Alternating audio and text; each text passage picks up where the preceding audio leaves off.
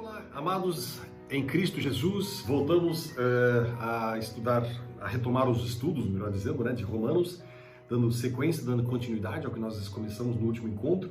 E quero convidar vocês, abram a palavra já em Romanos capítulo número 15, para nós irmos dando sequência a partir do verso de número 14.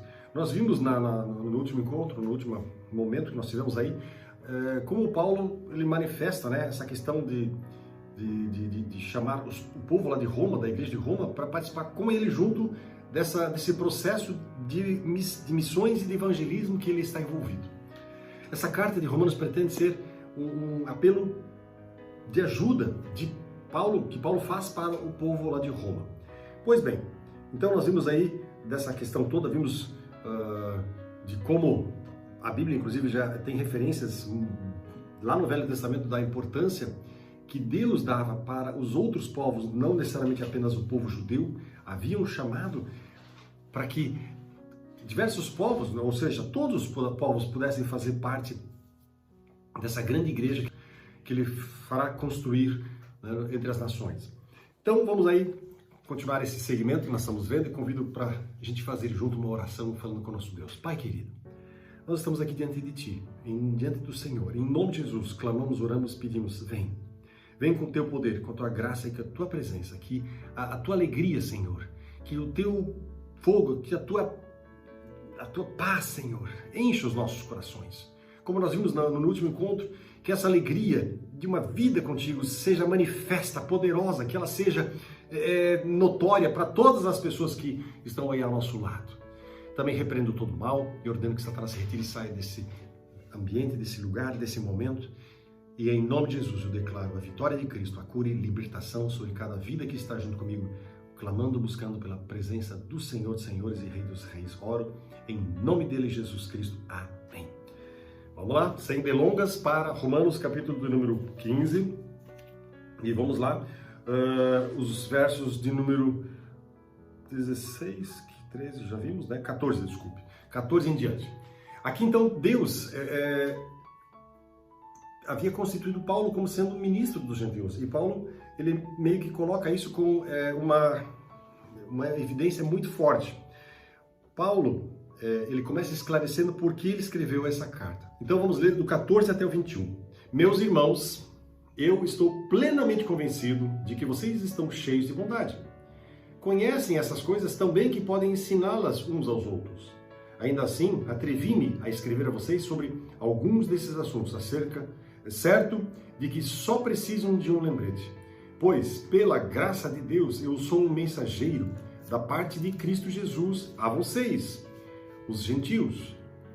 Anuncio-lhes as boas novas, para que se tornem oferta aceitável a Deus, separados pelo Espírito Santo.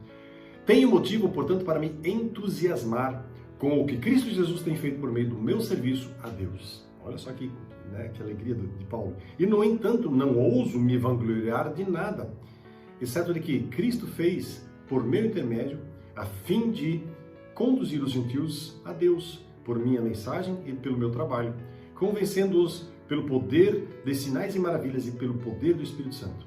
Assim apresentei plenamente as boas novas de Cristo, desde Jerusalém até Ilírico. Sempre me propus a anunciar as boas novas, onde o nome de Cristo nunca foi ouvido, para não construir sobre alicerce alheio, pois conforme dizem as Escrituras, aqueles aos quais ele nunca foi anunciado verão, e os que nunca ouviram falar dele entenderão. Então aqui nós terminamos o versículo número 21. Algumas considerações importantes aqui, que vale a pena a gente tecer.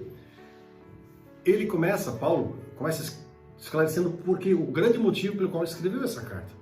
Não porque eles fossem deficientes na fé e na prática, como ele está colocado aqui no versículo de número 14, não. Mas sim para lembrá-los das grandes doutrinas da graça e da graça que havia sido dada a ele, no caso Paulo, Então Paulo ele quer lembrar a todos os romanos daquilo que, como ele diz ali, um lembrete, daquilo que Deus ele tinha sido para eles, para cada um deles. E o motivo dele ter ousado escrever, ele é um apóstolo dos gentios. E Roma era uma igreja de gentios, ou igreja gentílica. debaixo da, entre aspas, jurisdição de Paulo, debaixo da tutela de Paulo. Então, Paulo usa aqui uma linguagem sacrificial, a gente pode dizer até uma linguagem litúrgica. Ele fala como que um sacerdote que oferece a Deus a oferta, né, sendo que a oferta são justamente os gentios.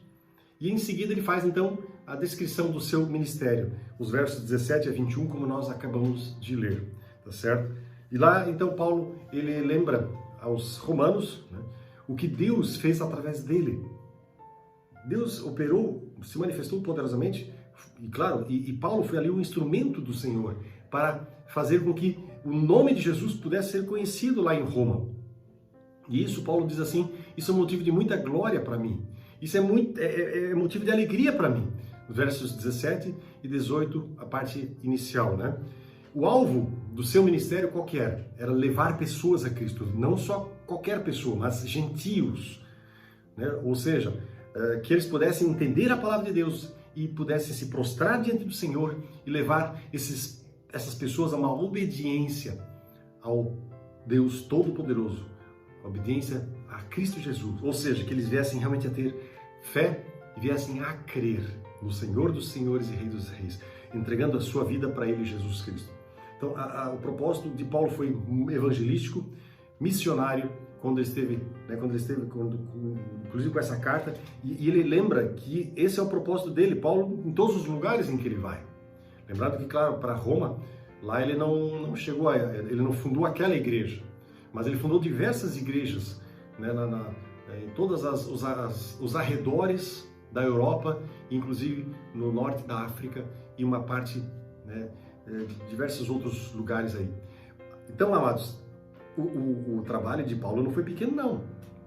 E é claro que os meios através dos quais tudo isso se pôde concretizar foram, primeiro, ele deixa isso claro aqui no verso do número 18, né?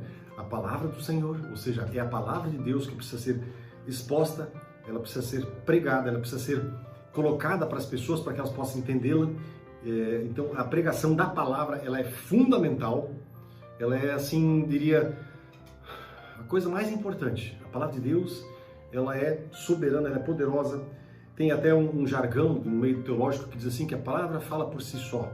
E é verdade, quando você anuncia a palavra de Deus, há inerente a ela um poder que a gente não consegue compreender e entender. Não, a gente vai, fala essa palavra, manifesta essa palavra, e de repente, mesmo que às vezes o cara ele nem crê naquilo que está ali, mas é a palavra de Deus, e às vezes a pessoa que escuta, ouve essa palavra, e ela vem a crer.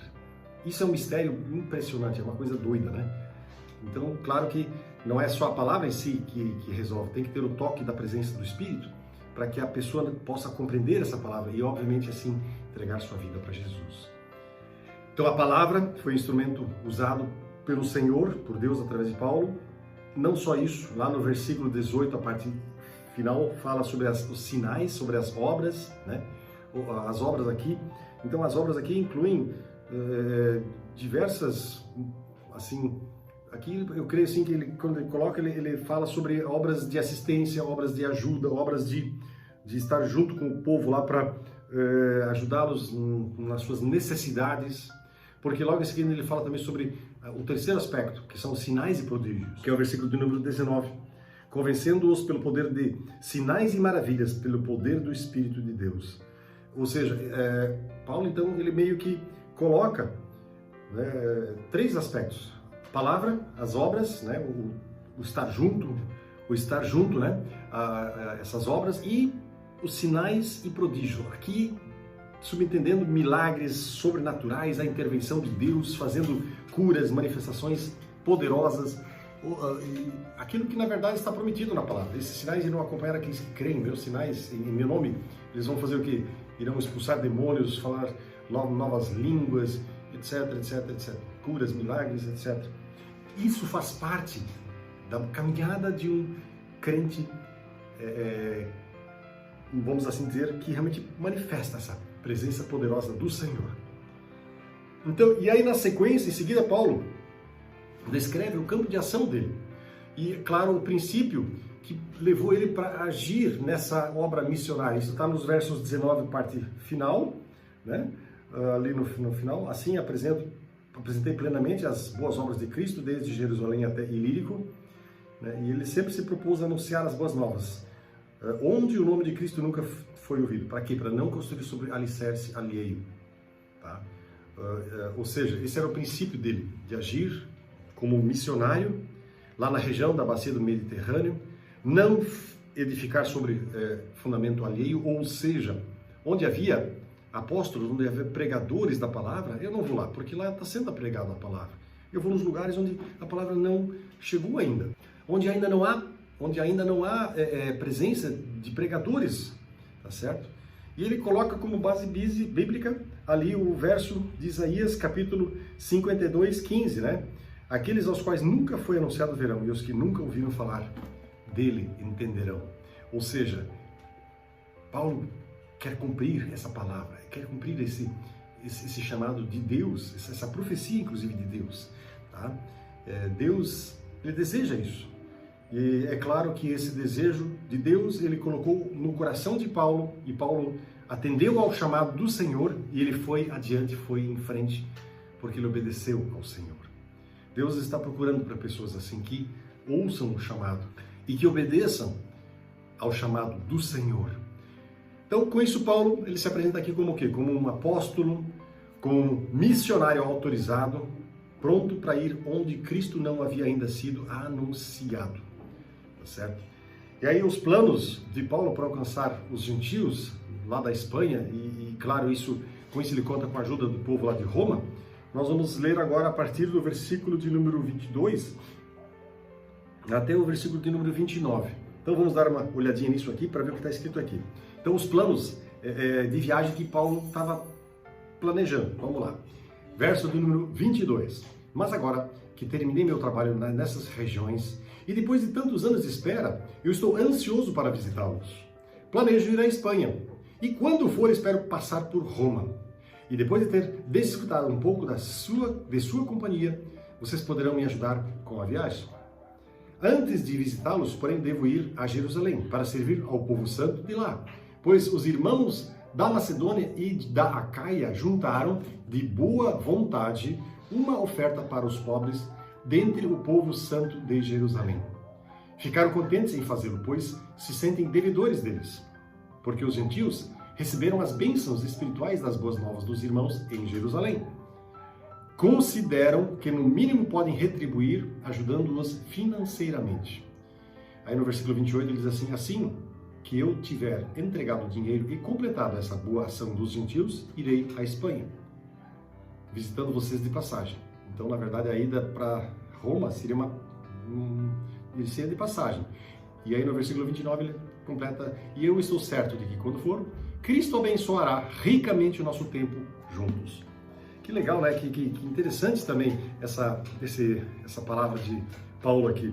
Ele começa se desculpando por não ter ido visitar a igreja de Roma antes, lá no versículo do número 22, né? Porque ele manifesta, deixa bem claro, ele sempre tinha o desejo de estar lá, visitá-los, de ver o que estava acontecendo, o que Deus estava fazendo ali em Roma. Porque ele só tinha relatos assim de ouvidos, de pessoas que viram, testemunharam e contaram para Paulo, mas ele queria estar lá junto, para ver o que Deus tudo estaria fazendo lá na igreja de Roma. Mas, em função das atividades dele, do trabalho dele, e realmente o trabalho de um missionário, de um evangelista não é uma coisa muito fácil, é um trabalho árduo. Se ele depende exclusivamente do Senhor, ele realmente está envolvido 100% na causa de Cristo, né? Então os trabalhos dele lá na região do Mediterrâneo não permitiram que ele pudesse ir para lá. Mas agora finalmente tinha chegado o momento de estar junto com eles. Não tinha mais campo de atividade nas regiões que ele já tinha trabalhado, ou seja, ele já estava tudo mais ou menos encaminhado. E ele queria, obviamente, ele tinha esse desejo no coração, obviamente colocado por Deus, de ir lá para a Espanha. Ele estava então de viagem para Jerusalém. Antes ele iria para Jerusalém e de lá ele pretendia ir para a Espanha. Os planos de Paulo então eram os seguintes: ele queria parar em Roma para poder desfrutar dessa comunhão, né, dos irmãos ali de Roma e ser encaminhado e ser enviado, vamos assim dizer, por eles lá para a Espanha. Quem sabe com um suporte espiritual, com certeza, né? E quem sabe com um suporte financeiro se possível, para essa viagem.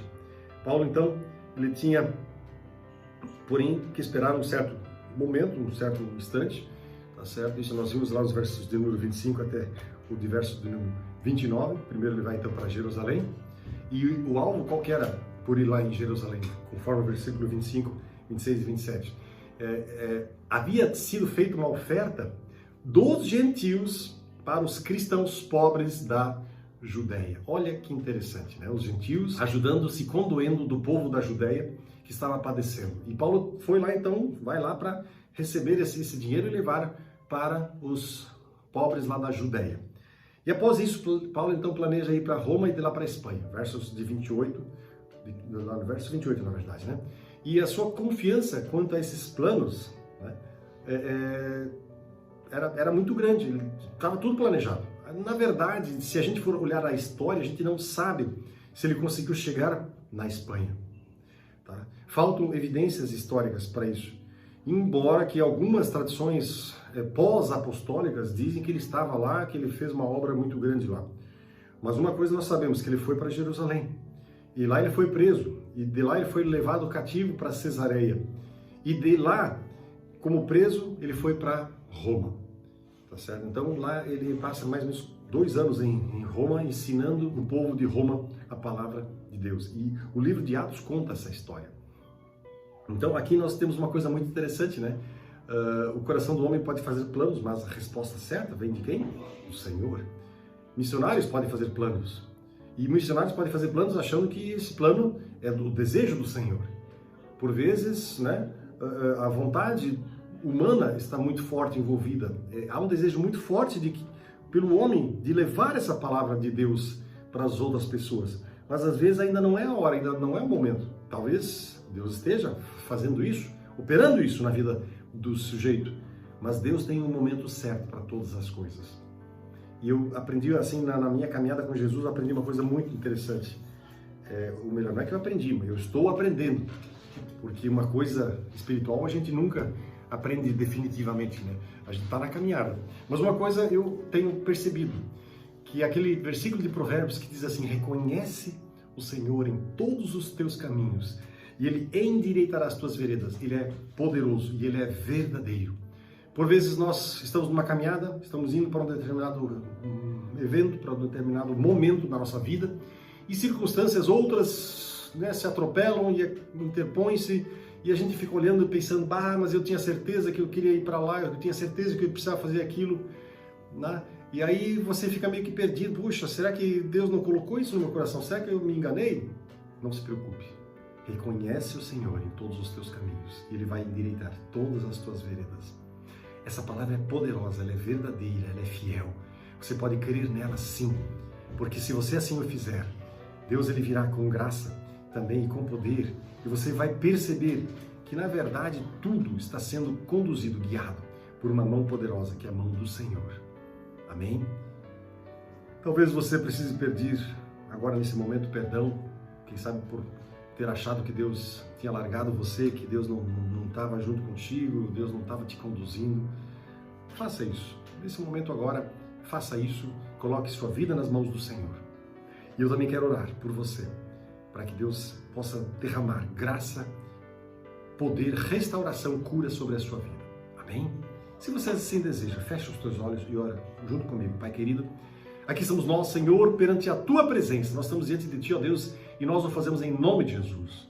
Pai, no nome de Jesus, eu clamo e peço para que cada vida, cada coração que está aí junto comigo orando, que cada vida dessas possa perceber o Teu toque, o Teu poder. Manifesta agora, Senhor, a Tua presença, a Tua graça, a Tua cura, a Tua vida, a Tua libertação. Em nome de Jesus, toca cada vida e coração. Também eu oro, Senhor, por todas as pessoas que estão junto comigo agora e que têm situações difíceis, problemas, enfermidades, dificuldades, problemas financeiros, problemas de qualquer natureza que for. Pai, no nome de Jesus, eu quero apresentar essas vidas diante de Ti e eu oro por elas e clamo e peço em nome do Senhor Jesus Cristo. Repreendo todo o mal e toda a enfermidade e toda a amarração, toda a angústia, todo o agir perverso do mundo das trevas. Eu repreendo na autoridade do nome do Senhor Jesus e declaro vida, cura e libertação sobre essas pessoas que estão junto comigo agora, orando e clamando pela tua presença. Repreendo, sim, todo mal, em nome do Senhor Jesus Cristo, eu ordeno que Satanás se retire e saia. E declaro sobre essas vidas cura, libertação. Declaro a vitória de Cristo. Eu oro em nome do Senhor Jesus. Fiquem na gostosa, maravilhosa paz de Jesus. Amém?